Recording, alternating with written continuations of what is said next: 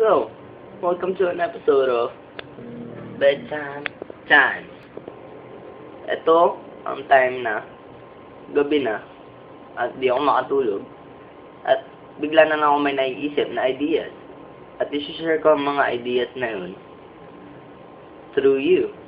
Gusto ko lang i-share. Before all this will start, I want you to please like and subscribe.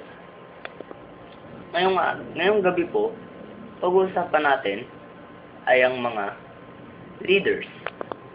Hindi yung mga leader na katulad nila Noynoy, kundi leader na sa eskwelahan. May mga leader na nagpapashare lagi ng idea.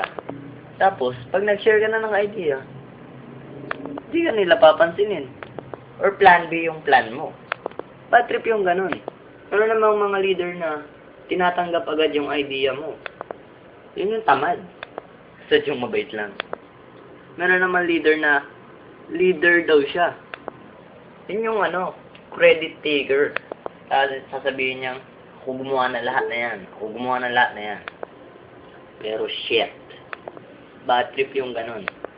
Meron ding leader na overworking leader. Gagawin niya lahat para sa grupo. Tapos pag nakita kayo ng teacher, kayo ang mapapagalitan. Bad trip din, pero maganda ang ganong leader. So, ano ang mas gusto mong leader? Yung gumagawa nga, di naman tinatanggap idea mo. Yung tinatanggap nga idea mo kasi tamad siya. Yung credit taker na leader, o yung overworking. Kung ako sa inyo, ako na lang ang magiging leader.